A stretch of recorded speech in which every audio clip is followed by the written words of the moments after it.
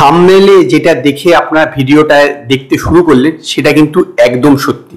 Bengali film ইন্ডাস্ট্রির কিচ্ছু হবে না, এরা নিজেদের মধ্যে খাওয়াখাই করে মরে যাবে। কোভিডের পর থেকে দেখবেন Hindi film industry, Telugu film industry, Tamil film industry বা মালায়ালাম, কানাডা ফিল্ম ইন্ডাস্ট্রি প্রত্যেকেই নিজেদের যখন একটা ছবি আসছে একটা ছবি অপরের সঙ্গে কিন্তু ক্ল্যাশ করছে না, তারা কিন্তু ক্ল্যাশ এড়িয়ে যাওয়ার চেষ্টা করে যাচ্ছে 100%। বিশেষত বড় বড় ছবিরা তো একে অপরের সঙ্গে আলোচনা করে ডেট ফিক্সড করছে যে যেন তাদের ক্ল্যাশ হয় না। ইভেন দুটো আলাদা ফিল্ম ইন্ডাস্ট্রিরও কিন্তু ক্ল্যাশ করছে না। দেখবেন এই যে কালকি 2898 AD এটা তেলেগু সিনেমা এক প্রকার, এবং ইন্ডিয়ান 2 এটা কিন্তু তামিল সিনেমা, দুটো কিন্তু আলাদা আলাদা ডেটে রিলিজ করছে। দুটো ডেটের মধ্যে পাক্কা 2 সপ্তাহ একটা গ্যাপ রাখছে, দুটো কিন্তু একই দিন রিলিজ করতে পারতো। কারণ দেখুন যে 13ই জুন সেই সময় 13ই বা 14ই জুনে হচ্ছে আপনার বকরিদ আছে, তো সেই সময় তো কালকি 2898 AD রিলিজ করতে পারো, তাই তো সুবিধা হতো একদিনের জন্য। কিন্তু তারা তা করছে না, কারণ জানে যে একে অপরের সঙ্গে খাওয়াখাই করে আলটিমেটলি কোনো লাভ হয় না। কিন্তু বাংলা ফিল্ম ইন্ডাস্ট্রিতে এই বিষয়টা কে বোঝাবে? তারা কিন্তু একে অপরের সঙ্গে খাওয়াখাই করেই চলেছে। 10ই মে হচ্ছে অক্ষয় তৃতীয়া, সেদিনকে দাবারও রিলিজ করছে, আবার ফেলুদার নয়ন রস রিলিজ করছে। আরে বাবাই, একই দিনে দুখানা সিনেমা রিলিজ করার কি আছে? এমনিতেই বাংলা সিনেমা খুব বেশি হলে পশ্চিমবঙ্গে 300 থেকে টোটাল 400 শো পায়, তো দুটো সিনেমা রিলিজ করলে অটোমেটিক ভাবে ভাগ হয়ে যাবে, 150 করে শো পাবে। এছাড়া পূর্বে যে সিনেমাগুলো আছে যেমন মির্জা, তার তো কিছুটা শো আটকে রাখবে, সে তো স্বাভাবিকভাবে। এবং যে আলাপ রিলিজ করেছে সেই সিনেমা তো কিছুটা শো আটকে রাখবে, তার মানে ধরুন একটার ভাগ্যে 125 থেকে 130টা শো পাবে। তো একই দিনে রিলিজ করার কি আছে? আবার দেখুন হচ্ছে 7ই জুন, 7ই জুনতে কিন্তু কোনো বিশেষ দিন নেই, অথচ শুধুমাত্র এই 13ই বা 14ই জুনে হচ্ছে বকরি ঈদ পড়েছে, সেই জন্য সেদিনকে বুমেরাং এবং প্রসেনজিৎ চ্যাটার্জি এবং ঋতুপর্ণা 50তম সিনেমা অযোগ্য রিলিজ করছে।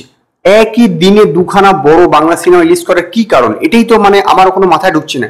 সেদিনকে কোনো বিশেষ দিনও নেই, অথচ একই দিনে দুটো বাংলা সিনেমা রিলিজ করছে, এবং জিজ্ঞেস করলেই সবাই একে অপরকে বলবে যে বাংলা সিনেমা তো এর আগে বহুবার একসঙ্গে দুটো সিনেমা রিলিজ করেছে, বহু হল আছে, কোনো চিন্তার বিষয় নেই। অথচ ভারতবর্ষের অন্যান্য ফিল্ম ইন্ডাস্ট্রি যখনই কোনো বড় বড় সিনেমা রিলিজ করে তখন একে অপরের সঙ্গে আলোচনা করে সেটা ডেট ঠিক করে, অন্তত 2 সপ্তাহ একটা গ্যাপ রাখে। এখানে সেই সব রাখবার বালাই নেই, একে অপরের সঙ্গে খাওয়াখাই করে নিজেদের ইন্ডাস্ট্রিকে নিজেরাই মায়ের ভোগে পাঠিয়ে দিচ্ছি।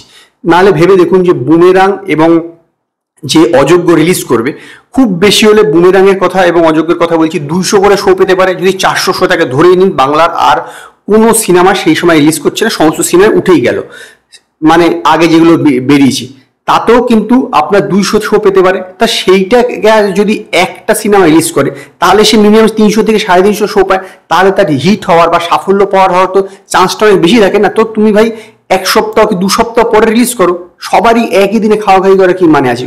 বাকিরা যেরকম নিজেদের মধ্যে আলোচনা করে ঠিক করছে, বাংলা ফিল্ম ইন্ডাস্ট্রি একটা ছোট ফিল্ম ইন্ডাস্ট্রি নিজেদের মধ্যে আলোচনা করে এই যে ডেট রিলিজের ডেট ঠিক করতে সমস্যাটা কোথায় আমি বুঝেই পাচ্ছি না। বুমেরাং তো অনেকদিন আগের থেকে 10 তারিখে ঠিক ছিল, হঠাৎ করে অযোগ্যকে এখানে নিয়ে আসার কি মানে? যেখানে অযোগ্য রিলিজ করার কথা ছিল, আমি শুনেছিলাম যে 1লা বৈশাখে এটা সময় রিলিজ করবে।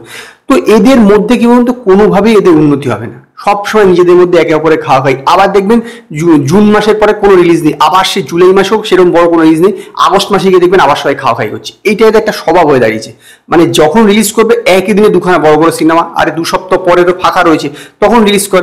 জুন মাসে যদি রিলিজ করতে সমস্যা থাকে, জুনের তো পরের দিকে তো রিলিজ করা যেতে পারে না? যদি ধরুন কালকি 27 তারিখ আসছে, ধরে নিলাম কালকির জন্য সমস্যা হতে পারে, তাহলে জুলাই মাসে রিলিজ করতে কি হতে? জুলাই মাসেও তো ফাঁকা রয়েছে, 2 সপ্তাহ পর কালকে 2 সপ্তাহ পর রিলিজ করলো তো সেটা বহুদিন চলবে, পুরো জুলাই মাসটা 1 মাসটা ফাঁকা সময় পাবে। এখানে একে অপরের সঙ্গে খাওয়াখাই করে কি প্রচুর কিছু হবে বলে বিশ্বাস হয় না। দুটো সিনেমাই কিন্তু বিশাল কিছু করতে পারে বলে আমার মনে হয় না, কারণ একই সঙ্গে খাওয়াখাই, তারপরে আবার ইমার্জেন্সি আসছে, ইন্ডিয়ান 2 আসছে, কার্তিক চান্দু চ্যাম্পিয়ন আসছে, কার্তিক আরিয়ানে, তো আমার মনে হয় না কিছু হবে। অ্যাকচুয়ালি আমরা নিজেদের মধ্যে খাওয়াখাই করে বাংলা ফিল্ম ইন্ডাস্ট্রির লোকজনরা নিজেদের ইন্ডাস্ট্রিটাকেই শেষ করে দিচ্ছে। এই ছিল হচ্ছে আমার বক্তব্য। দেখুন আপনারা এই বিষয়ে কি মতামত আমায় কমেন্টে জানান। যদি আপনাদের এই ভিডিও পছন্দ হয় ভিডিওটিকে লাইক করুন, কমেন্ট করুন, শেয়ার করুন, আর নতুন নতুন আপডেটের জন্য আমার চ্যানেলকে সাবস্ক্রাইব করুন।